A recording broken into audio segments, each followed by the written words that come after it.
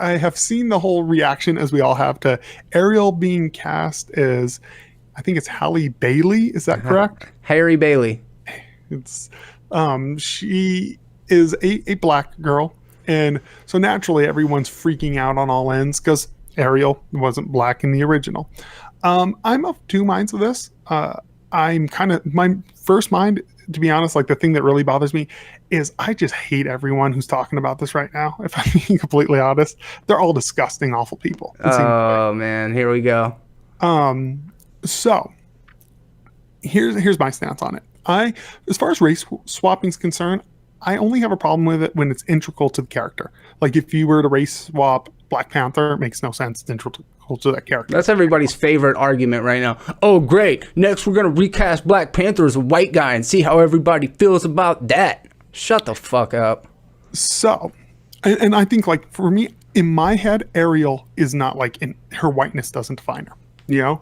But on the other side, I hate well, she's a mermaid. It doesn't matter. Okay, fuck off. Let's not pretend there's no cultural significance. King Triton is Greek. He is the son of Poseidon and was it Aphrodite? Mm-hmm. So these are Greek gods. They are Greek people. Let's not pretend there's no cultural significance just because it's not your culture. You know, those people are like, oh, it's totally different. No, it's not that different. This is actually one of the few ones that actually does have cultural significance, you know? Like, this is one of the very few ones where it does make sense. So I actually understand the outcry. It doesn't bother me personally. I don't give a shit. It's Little Mermaid. Who cares? But let's not also pretend just because it's not your culture. If there were some mythological creature from, you know, Africa or something, and they cast it as a white person as that, and they use excuse, well, it's a god. You know, you'd be like, yeah, but it's an African god. Like, it wouldn't make any sense. So I do understand the outcry. I personally am not offended by it. Yeah, I want to try to be articulate and try to concisely say how I feel about it, without being misinterpreted. So, the primary outrage tends to be coming from people like myself and you, right? Mm-hmm. Like it's 30-something-year-old men that seem to have the biggest problem with it. But that doesn't take away from the fact that there are also women of a certain age, that probably our age, maybe a little younger, a little older, that saw The Little Mermaid in 1989 when it was released. I was 7 years old at the time that this movie was released. And I remember, so, okay, this is my personal experience with it. I remember seeing it, and as like a 7-year-old kid, like just loving Ariel, like being in love with Ariel, you know what I mean? Too. Like, it was just so amazing. I remember singing Part of Your World or whatever, and just being like, wow, like this was like a childhood crush of mine. Not Ariel the mermaid, Ariel the red-headed, blue-eyed, white girl Ariel. That's who she was. That's how I saw her. That's how I fell in love with that character. This new version of the movie, it's not fucking for me anymore. You know, it's not for me. Does it bother me that version of Ariel is being replaced? Yeah, I mean, it kind of does a little bit, but my opinion doesn't matter, because again, I have to take a step back and say, this isn't for me. This is for kids. And when, let's just throw a statistic out there, when 7 out of 9 Disney princesses are white or whatever, yes, there is a need to have a more diverse group of characters for people that aren't represented. This conversation of representation comes up all the fucking time. If I were going to sidestep all of the controversy, I would say, yes, this is The Little Mermaid, but this isn't Ariel. This is The Little Mermaid, but this is a different character names of the same. Oh no, Ariel still exists. Y'all still have the little white redheaded Ariel. She's over there in the cartoon world. Our version of Ariel is called Beth or some bullshit. I don't fucking know. Insert any name here, right? And so you're taking the same story, the same themes, everything's still the same, but you just change it up to where it's like, we're not replacing your character. That character you love, she still exists, just not in this medium. This is a different thing. But when there's a little girl with a little Ariel doll in her hand and she's been carrying it around for the past 2 years, and some studio executive comes up to her and he grabs her little Ariel from her, and then he sticks this new doll in her hand and he says, here, that's Ariel. And she's like, this isn't Ariel, this is some other, like I had a connection to this Ariel. It's a tricky thing because, like, on one hand, I understand why people would feel sentimental about him. It doesn't make them racist to have a connection to a character that happened to be white, and that's the version of the character they like. That does not make them racist. That's this problem with the narrative, is it's like, oh, now all the white people are mad because they don't feel like they're, like, whatever the argument for the other side is. Now, again, taking a step back from it, I understand the need for inclusion. I understand the importance of diversity. I understand what you said about, is the race of the character integral to the character itself? Well, when the only representation of this character that people have only seen is one way, of course it creates a dissonance, and they might not be able to concisely articulate why it is, or go back to the Hans Christian Andersen's a Swedish author or Danish author or whatever. This actually has historical significance. I'm a Danish person. How are you going to say that this doesn't matter when it is a big cultural touchstone in our community? So, I guess that's it. I mean, that's kind of where I stand on it, is like, I understand both sides of the argument. I really do too. Like, I get both of them. I understand where both sides are coming from. So my initial reaction was actually like, who cares? It's Ariel. Like, she could be any race. And then I was like, wait, isn't her dad King Triton? And what made me think of this is someone posted a picture of King Triton. And it was like a joke. And Terry Crews or something. Okay, yeah. And then I was like, oh, wait, that is kind of weird. King Triton is a black dude. That is a little weird. Because here's why. So Ariel and Hercules are technically like cousins or something like that, so it would be a little weird if we had Hercules as a black dude, I would assume. The Rock did it. The Rock did it. Mm-hmm. Did he play? Did he play Conan or did he play Hercules? That was Momoa did Conan. You know what I mean? And it's a little weird. That being said, I tend to fall on the side of, I don't really give a shit about your race, in general. So I think that's why my initial reaction was like, who cares? Yeah. I feel like where Disney has come into a problem is Disney, it wants to be so culturally sensitive as long as it's not white people, Mm-hmm. We got to make sure everyone in Mulan is right. We got to make sure everyone in Aladdin is culturally right, even though people freaked out about Jasmine for being half. Yeah. We got to make sure that, even though, if anything, the real controversy should have been Will Smith. If anything, he should have been, of Arabian descent as well. If anything, that should have done it. But we got to do that. But then they're like, Belle, mid-centuries France. Yeah, we're going to throw a bunch of black people in it. And you're like, okay, all right, whatever. It doesn't really make sense, but okay, whatever. They want to make sure that they're culturally sensitive until something that actually has cultural significance. Now, I was going through the list of Disney characters I feel like you could race swap. And I feel like there are characters that their race isn't integral to them. Honestly, one of the ones that popped into my head was the Princess and the Frog Girl. There's nothing about her culture to me, unless I'm missing something. I only saw the movie once. That, like, you could put any Hispanic, white, Asian, it really wouldn't change the story of that. And I feel like a lot of the things, I don't even know who all the Disney princesses are. A lot of these were European fairy tales. Mm-hmm. Mm-hmm. So it's going to make sense. A perfect example, if you changed Hunchback of Notre Dame, Esmeralda, mm-hmm. to just like a blonde-haired white girl, well, that kind of does change the story, because her being a gypsy and traveling mm-hmm. actually is part of it.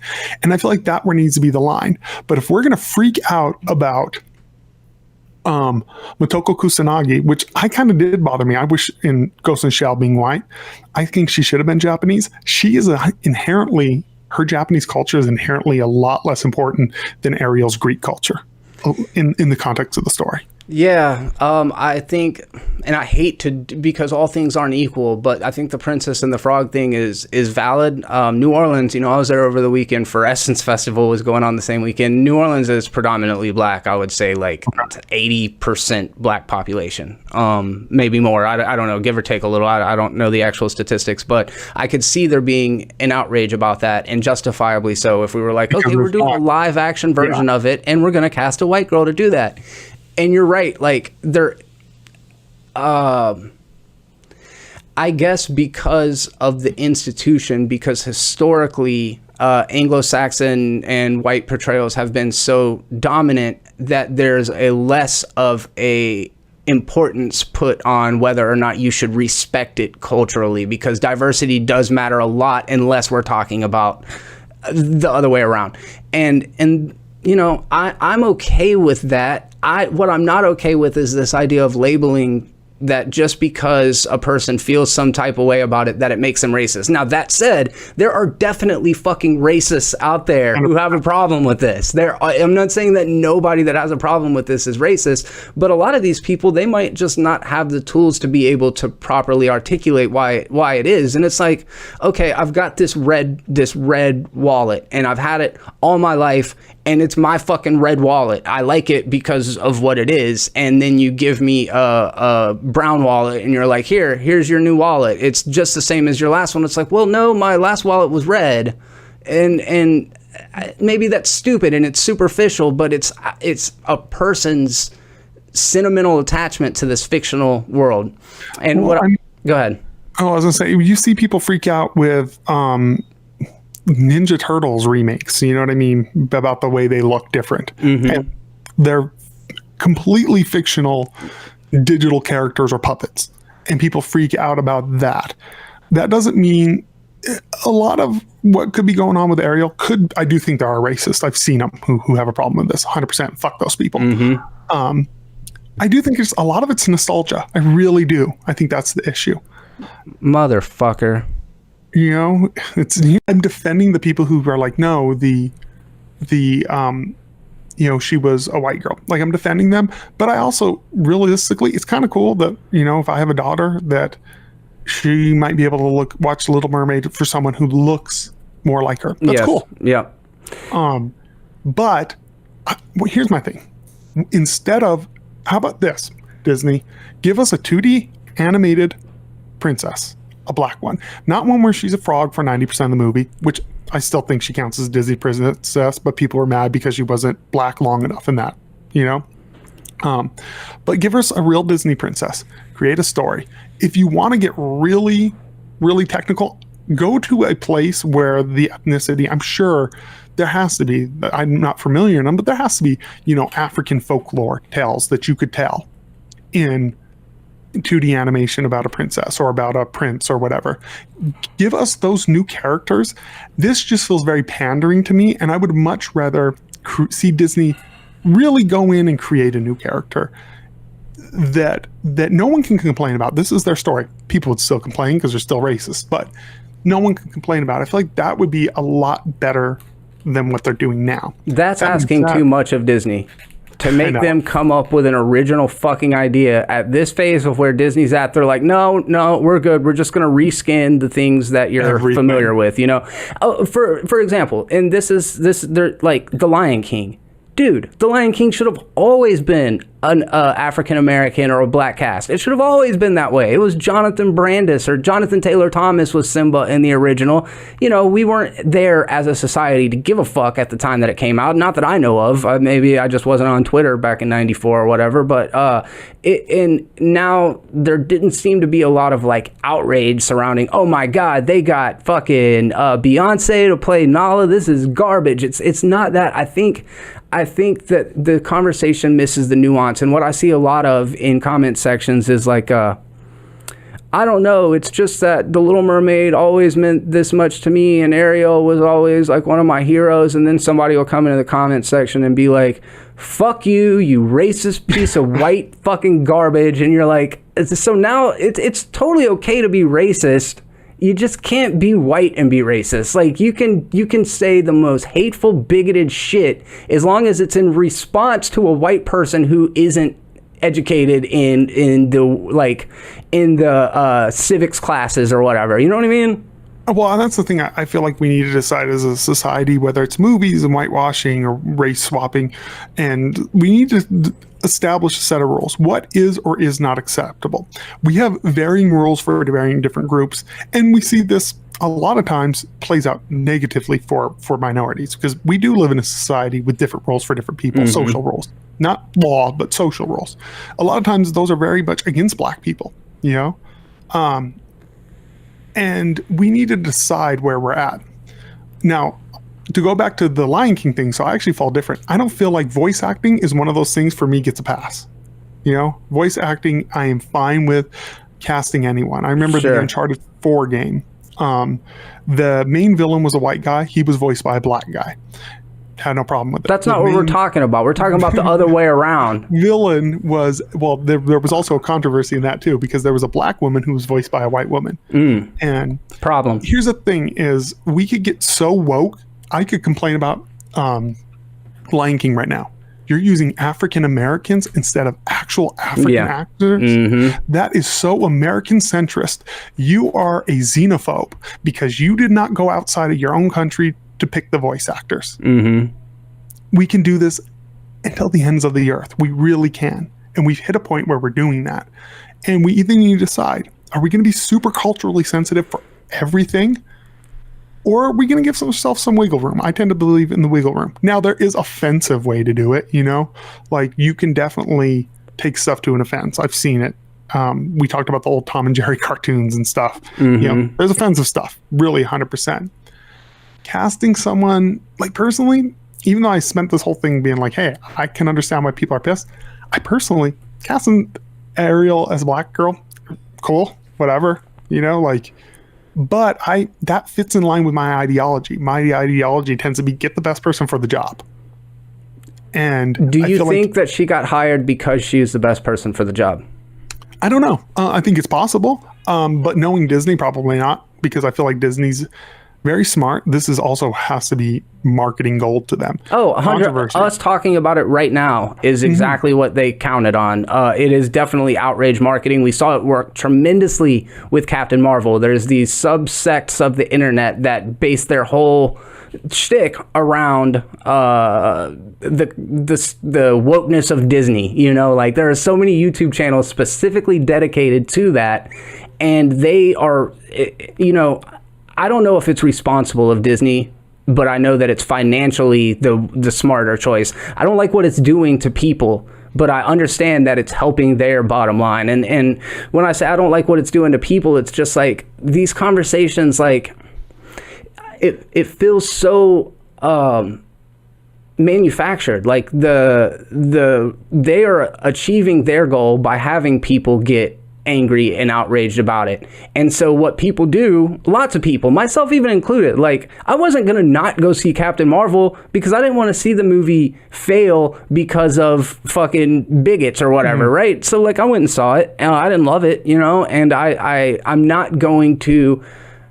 it's a tricky thing because I don't want to let the social quote unquote importance of these huge corporate fucking products to dictate whether or not I like it. But if you say, I don't fucking like Captain Marvel, I thought she was an underwritten, underdeveloped character, then you can come at me as a sexist. Right. And that's not responsible. I think that that's a fucking problem when you're going to point fingers at people and say, oh, you didn't think the Black Panther was the best fucking Marvel movie, you racist piece of shit? And I'm not saying it wasn't important to you. I'm just saying, as far as the actual fucking movie, it wasn't the best movie. Like that and that's where a lot of this stuff gets to be like, you're villainizing the other for having a dissenting opinion, and that's fucking dangerous, dude. The otherizing on all ends, like, of the Ariel of this debate, is so disgusting. I feel, this is why I said I feel disgusted by everyone involved. I feel like everyone has a set of rules until it comes to their own culture. You know, it's fine if I'm on the white side. It's fine if you change whatever. You know, it's fine if you change Ghost in the Shell to white. She's an android. Doesn't really matter. She's an android. She can be whatever. Then on the reverse, then they're mad at Ariel. The people who were very against changing Ghost in the Shell. Well, you can't change that. Being part of Japanese is part of her identity. Or like, oh, this Greek girl, yeah, fucking write that off. Yeah. Pick roles and be ideologically consistent. I always try to pull myself away from everything emotionally and look at it. I try. Of course, I get heated and I get all these things, but I try to look at it and go, okay, what rules have we established? And look at everything through those parameters. And people create parameters around projects. They decide what the outcome is before they actually look at it. And it's hypocritical to me on all ends. So I agree with you. I was actually trying to watch other people discuss this conversation, and I just kept getting so embarrassed and like turning it off. Like, I can't watch this. I can't fucking bring myself to listen to these fucking people talk about it. And here we are talking about it. I don't know if I'm going to come off any better about it. I agree with what you said 100%. We should be consistent. Now, just to kind of throw a wrench in that, do you think that because of the power structure, because of the social hierarchy here in America has been the way that it has for so long, that there needs to be some sort of like handicap going into it, so that like, yeah, well, white people, you got to understand, we've got to take a little bit away from you to give to the other people because they haven't gotten shit for so long?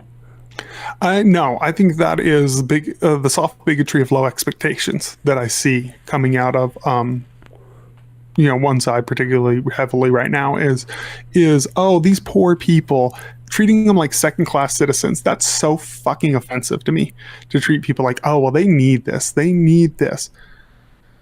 There are, directors like Ryan Coogler who went out there, he worked his ass off, he made that, and now he made one of the biggest franchises ever. Was his road probably harder? Yeah, that fucking sucks. It shouldn't be that way. But at the same time, we talk about representation. So representation, if we're being ideological, should mean everyone, if we want to live in this identitarian utopia, everyone should have the proper percentage of what they make up. Because 18% of the population or whatever roughly is African American. So those black people should be in 18% of the movies, as 80% of the leads. This many, one of the biggest underrepresented groups is Hispanics in this country. No one gives a shit. Mm-hmm. No one says anything. And I feel like we care about representation as long as it's, quote, our people. And that's an ideology that I would like to see just go away, whether you're white or whether you're black. Because our people are humans, and I feel like everyone forgets that. These are people. I literally share my house with the love of my life who is black, who is from another country, who is the greatest human being on the planet. So guess what? If they cast a black woman, I'm fine with it because my kids are going to be able to look at that. But also, at the same time, if they cast a white person, who cares either? As long as you're not being disrespectful to a race, I feel like is the way to go. And I do think there are times where, I feel like I'm talking circles, but there are times where changing race is disrespectful. I look at one of my favorite characters, Naruto. If they made him a white kid, I'd be so fucking pissed. He's a little ninja. His name's Naruto Uzumaki. I'd be pissed because to me, his identity is clearly Japanese. And I would find that disrespectful. See, but then Japan creates some of these problems themselves by creating such European-looking characters. Like Naruto is Japanese, but he's also blonde and blue-eyed, right? Yes, I have a whole video on my old channel that's deceased anymore where I talk about this, that he does not look white. He only looks white to white people. Like, I look at him, I see a clearly Japanese guy because it's such a stylized style that I'm like, no, that's clearly a Japanese guy. Just like Homer Simpson doesn't look white either, but we know he's white.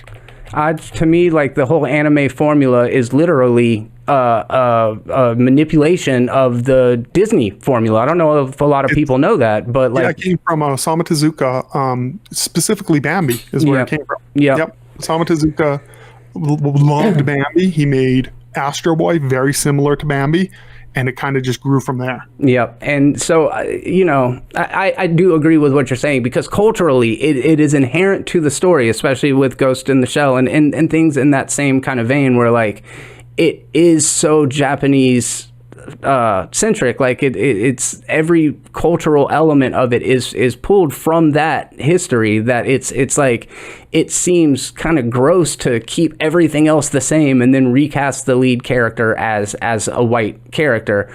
It's just like for the longest time that was marketability. Like studios would justify it as like, look, we want people to show up to this movie, so we're going to get a well-known actor in it. Now, Ghost in the Shell had Scarlett Johansson. It didn't exactly do gangbusters at the box office, you know? But it is a good point that you bring up about representation. That representation seems to matter a lot when it's white versus black. But like how many redheaded characters are there just in general in movies? I mean, like redheads are pretty underrepresented. Think about Asians in film. How many Asians do you have that aren't a kung fu master, aren't a like token Asian, aren't a tech coder or anything, who are just leading roles? I think of one. I think of Glenn from The Walking Dead. Yeah. Who's just a dude. Who's just a dude, could be any other race. Yep. Yeah, like that's not part of his character that he's Asian. Well, and then like speaking of anime, another race swap that to me was fine. Death Note, huge Death Note fan. Death Note takes place in Japan. Death Note, you can put that show anywhere. It could take place in Britain. It could take place in America. One of the guys was white, one of them was black. To me, that wasn't in a story that was inherently Japanese. You know, like it was one of those ones where I'm like, race swap that all you want. I don't care any direction you go. You know, like it wasn't the only thing that is, I guess, was like the death gods, the Shinigami, you know, but yeah. Like so, it just depends on the story for me. So 1989's The Little Mermaid probably has my favorite soundtrack of any Disney movie. I think Under the Sea and Kiss the Girl are fucking phenomenally written children's songs. I think they're so good and they're distinctively Caribbean. So what happened is in 1989, we took this Hans Christian Andersen story and we kind of transposed it into a more Caribbean world. You know, like Sebastian the Crab, a lot of people think he's Jamaican. He's actually a Trinidadian actor, and they tried to get him to do a Jamaican accent, but his true Trinidad voice kept coming through. So they were like, you know, just rock it. Just do the Trinidad thing. So what happened is this musical became just an unprecedented hit because of its very Caribbean influenced music. And I think that in today's climate, Disney might have almost thought that they were kind of course correcting it to fix it in a way that would be more palatable than a bunch of fucking white people singing reggae in today's climate. True. I don't know if that's what it is, but it's like, can you have Sebastian the Crab exist in a world surrounded by all of these like island people? I don't know, but that was something that kind of crossed my mind as like, well, I can see why maybe they think going in the direction of casting an all Caribbean cast or all dark-skinned Islander type cast would make sense for this setting. So we're not talking about an adaptation of Hans Christian Andersen at all. We're talking about an adaptation of a Disney movie that came out in the 1980s. So the historical significance kind of starts to fall by the wayside because you get what I'm saying though? Yeah, I feel like they kind of put themselves in a weird place because it's a Danish story based on a Greek mythology right. with Caribbean actors and Caribbean music. It's a little interesting way of doing it. And I mean, realistically, if we were gonna stick to their ideological guns of being culturally sensitive, these would all be Greek people. Like that's what it would be. You know, that's. But then, what even is a Greek person? I mean, you know, they're like olive skinned, green, brown eyes. Yeah, they're not like Caucasoid in the way that we think of Caucasians nowadays. Like they're not like white King Jesus. Triton, you know, pull up a picture of him in that anime. I mean, in the original movie, he looks very Greek. You know, like he's a dark skinned Greek man. And that's the thing is, again, we can play this until the cows come home. We can go, okay. You should go to actually Greek. You should get people from Greece who are dark-skinned, you know, olive-colored Greek people. You know what? We're only going to make it subtitled. I don't care if kids can't read it because that's culturally significant. Like, we can just do this forever. Everything is offensive. You can make everything offensive if you look at it through those lenses. It's easy to do. So yeah, I guess on the closing note on my side, for my 2 cents, I don't have a problem with them casting this girl. If you have a problem with it, I understand where you're coming from. I'm not going to dismiss you outright and call you a racist. You might have a sentimental connection to this character that other people may or may not have. I think as we get older, we have to just understand that these things, they're not for us so much. And Caleb, like what you said that really resonates to me is like, you could have a daughter that goes out and sees this movie and this become her Ariel. And when she's carrying around that children's toy 20 years from now and she has this sentimental connection to this character, it's because Disney casted outside of what we perceive to be the obvious choice. And while it's not the obvious choice, while it's not the direction that I would have went if I were going out to cast Ariel, it is what it is, and somebody could really connect to it and respond to it in a positive way. So no ill will towards the girl, obviously. I think she's probably going to do really good in it. Maybe she was the best person for the job. Maybe it wasn't political at all. I personally do tend to feel like Disney does a lot of what they do very strategically. So I don't think that their hands are clean of all of this. Like, what do you mean? We didn't even think about it. But at the same time, like, it's okay. It's okay. I'm totally fine with it. What about you? I'm actually fine with it. It's weird because I was like, sounded like I was like I said, I'm sick of everyone with this whole thing. If you want to go see the movie, go see it. I think it's going to be fine. I'm not going to see it anyway. Wouldn't have if it would have been the gingeriest ginger. I still wouldn't have saw this movie. So, but here's the thing is, I understand people being excited that the Little Mermaid looks like them or looks like their kids. I get that. I also understand people going, well, that's like, not the Ariel I grew up with. And both of those don't necessarily make you a horrible person. What does make you a horrible person is implying motive to the other person. Yeah, I like that. I think that's a really good spot to end it. And on that note, guys, we'd actually really like to hear what your thoughts are on this conversation down in the comment section. But that's not all. We got all sorts of fun topics that we would love to hear from you guys about. And if you have any suggestions for things that you want to hear us discuss in future episodes of the show, then all you got to do is let us know down in the comment section. Stay up to date with all of the terrible content by clicking that subscribe button, followed by the bell to enable notifications.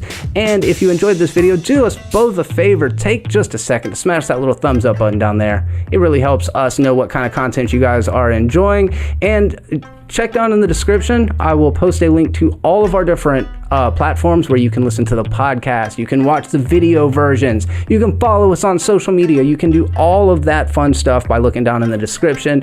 And most importantly, and on behalf of me and Caleb, and until next time, be terrible.